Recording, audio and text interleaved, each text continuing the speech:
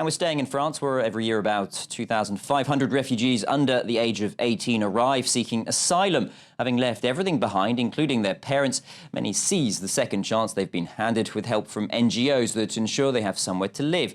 But some local politicians aren't always happy to end up footing the bill, even if that means they break French laws. France 24's Alexandra Renard, Julien Munsner and Kate Rousseau report. 1 year ago, Zulfikar arrived in France. The 17-year-old had fled his home in Afghanistan, desperate to avoid the fighting and the fate that had befallen members of his family. I've been on my own for 2 years. My father is dead and my little brother is missing. There are 8,000 miners like Zulfikar in France from all over the world.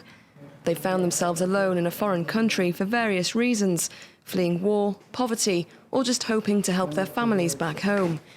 For many, the decision to leave was not their own. My mother made the decision for me. She told me where I should go, and she said to stay in France, as they're very good to Afghan people. They help us. Zulfikar was taken in by France Terre d'Asile, an association which supports refugees and asylum seekers in France. For him, this small bedroom is a luxury after his 7-month journey. I took boats, lorries, I trekked mountains and walked through gardens until I got here. It was hard, really hard. Zulfikar left his entire life behind in Afghanistan. The only belongings he brought with him were his clothes. At this France Terre d'Asile centre in the Parisian suburbs, there are 20 people just like Zulfikar. They're from Bangladesh, Mali and even Nepal. They're taking part in a pilot scheme that over 2 years will see them work on a project that will earn them an apprenticeship. I'm starting my training in September, doing metallurgy. I'm working in Orléans.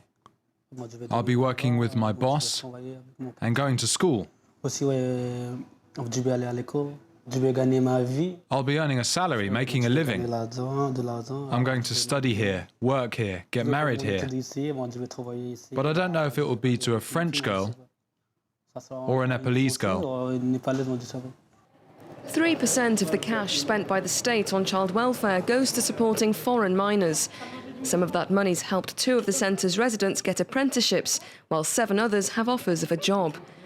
Getting them into work is seen as the best way of keeping them out of trouble. It's to stop them falling in with the wrong crowd, such as traffickers and criminal networks. We protect them from that and keep them off the streets.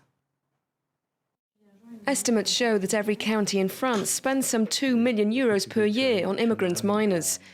Yet the people helping them to integrate believe their arrival is good for the economy. This is a win-win situation. It's an opportunity for France. There are many jobs that employers struggle to fill because people don't want to do them. France can benefit from having these kids working in rural areas where there's no workforce and an aging population.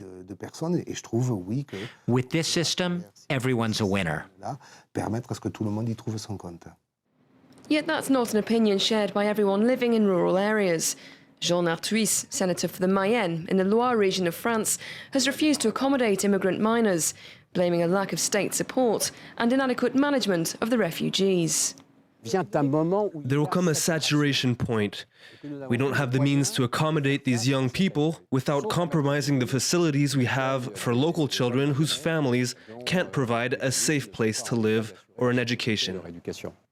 Meanwhile, Zulfikar is off to play football, a typical activity for a teenager, but one he wasn't allowed to do in Afghanistan. And that's not the only training he has planned. Zulfikar hopes to become a baker, a dream that will start to become reality when his apprenticeship starts next month.